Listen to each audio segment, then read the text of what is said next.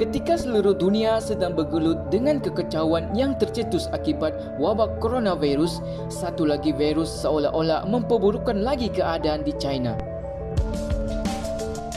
Terbaru, seorang lelaki dari wilayah Yunnan di tenggara China telah disahkan positif hantavirus pada 24 Mac 2020. Menurut Global Times China, lelaki berkenaan meninggal dunia ketika dalam perjalanan pulang ke wilayah Shandong atas urusan kerja menaiki bas yang disewa.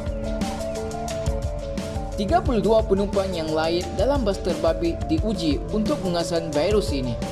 Kematian ini telah menyebabkan gelombang panik di kalangan orang awam kerana mereka bimbang sama ada mereka perlu bersedia untuk berhadapan dengan satu lagi virus membunuh.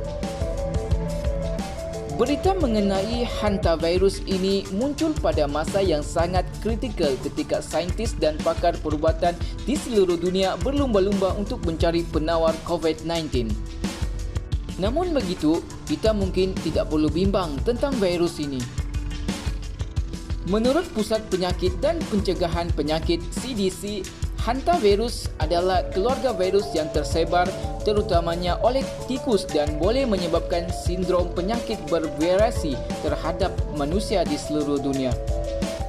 Hantavirus dinamakan bersempena dengan kawasan Sungai Hantan di Korea Selatan di mana wabak awal diperhatikan dan diasingkan pada tahun 1976 oleh Ho Wang Li.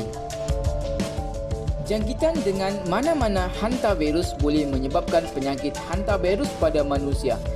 Ia boleh menyebabkan sindrom pulmonari hantavirus HPS dan demam berdarah dengan sindrom buah pinggang HFRS. Virus ini dikenali sebagai hantavirus atau New World di Amerika Syarikat dan satu lagi yang dikenali sebagai hantavirus Old World. Kebanyakannya ditemui di Eropah dan Asia.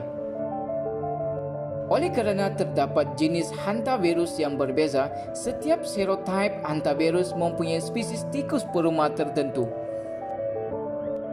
Walaupun hantavirus merujuk kepada keluarga berbahaya virus, ia tidak setanding dengan wabak coronavirus baru. Hantavirus bukanlah sesuatu yang baru dan telah diketahui selama beberapa dekad. Ia tidak mudah dipindahkan antara manusia dan jangkitan biasanya berlaku dengan meminum air kencing, najis atau air liur atau tikus. Ia juga boleh menjangkiti seseorang daripada gigitan tikus namun agak jarang berlaku. Adalah penting untuk kita mengetahui bahawa tidak seperti coronavirus, hantavirus tidak merebak dari seseorang manusia ke manusia yang lain. Ia tersebar melalui sentuhan air kencing tikus dan kemudiannya menyentuh mata, hidung atau mulut sendiri. Oleh itu, manusia yang dijangkiti dengan hantavirus biasanya bersentuhan dengan tikus yang membawa virus ini. Menurut CDC, serangan tikus di dalam dan di sekitar rumah kekal sebagai risiko pendedahan utama terhadap hantavirus. Namun, pada tahun 2005 dan 2019, penularan virus daripada manusia kepada manusia melibatkan virus Andes iaitu virus di kalangan keluarga hantavirus dilaporkan di Amerika Selatan. Virus ini juga merebak apabila zarah-zarah yang mengandungi virus ini bergerak di udara dan jangkitan akan berlaku jika anda menghirup zarah virus yang ada di udara. Inilah sebab mengapa kita perlu mengelakkan menyapu dan memvacuum kawasan yang dipenuhi dengan tikus. Disebabkan jumlah kes yang dilaporkan melibatkan hantavirus adalah rendah, maka tempoh inkubasi virus ini masih belum diketahui dengan jelas. Antara tanda-tanda awal hantavirus ialah keletihan, demam, sakit otot, sakit kepala, pening, menggigil dan masalah perut. Manakala antara tanda-tanda akhir hantavirus ialah sekitar 4 hingga 10 hari selepas gejala awal hantavirus, gejala akhir hantavirus akan muncul termasuklah sesak nafas dan paru-paru dipenuhi bendalir.